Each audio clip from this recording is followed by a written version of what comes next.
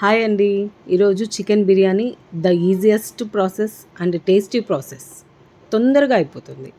3-4 times wash చేసుకున్న చికెన్లో 2 table spoons అల్లం వెల్లుల్లి పేస్ట్ వేసి అందులోనే హోల్ స్పైసెస్ అంటే మిరప్పొడి, ధనియాల పొడి, గరం మసాలా, పసుపు, ఉప్పు అన్నీ వేసి అలాగే ఒక చిన్న కప్ అంత పెరుగు కూడా వేసి పెరుగు ఎందుకంటే పెరుగు వేయడం వల్ల చికెన్ చాలా సాఫ్ట్ అవుతుందండి.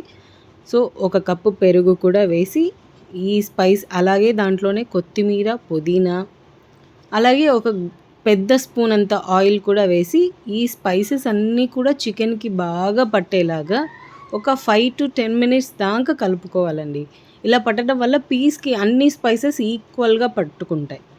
అలా కలిపి పెట్టుకున్న వాటిని ఒక 15 మినిట్స్, ఒక హాఫ్ అన్ అవర్, వీలైతే ఒక 1 అవర్ వరకు మ్యారినేట్ చేసి పెట్టండి. మ్యారినేట్ చేసి పెట్టాక ఒక బౌల్లో ఆయిల్ హీట్ చేసి అందులో పచ్చిమిరపకాయ, ఆనియన్, బిర్యానీ స్పైసెస్ అన్నీ కూడా వేసి అవి బాగా హీట్ అయ్యి రోస్ట్ అయ్యి కలర్ చేంజ్ అయ్యేంత వరకు రోస్ట్ చేసుకోవాలి. అలా రోస్ట్ చేసుకున్న తర్వాత అందులో ఒక స్పూన్ అంత అల్లం వెల్లుల్లి పేస్ట్ వేసి ఆ పచ్చివాసన పోయేంత వరకు బాగా వేపుకోవాలి. అదంతా వేగాక ఒక 3-4 టమోటాస్ సన్నగా స్లైసెస్ కట్ చేసుకొని అవి బాగా మగ్గిపోయేంత వరకు వేపుకొని ఆయిల్ పక్కకు వచ్చేంత వరకు వేపుకోవాలండి. అలా వేపిన దాంట్లోనే మ్యారినేట్ చేసి పెట్టుకున్న చికెన్ని వేసి బాగా కలుపుతూ వేపటం వల్ల దాంట్లోంచి వాటర్ వచ్చి అదే ఇంకిపోతుంది.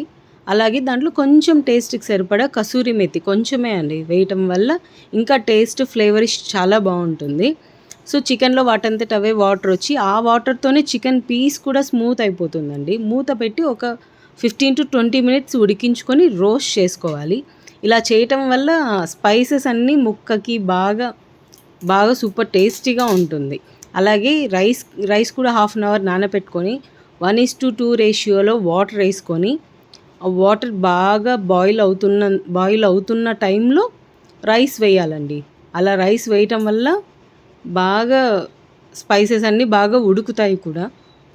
రైస్ వేసాక టేస్ట్కి సరిపడా సాల్ట్ చూసుకొని ఒకసారి అలా కలబెట్టేసి హై ఫ్లేమ్లో వాటర్ అంతా ఇంకిపోయేంత వరకు పెట్టి వాటర్ ఇంకిపోయాక ఒక్కసారి కలబెట్టి దాని మీద పుదీనా, కొత్తిమీర వేసి దమ్ పెట్టేసి రైస్ ఉడికే వరకు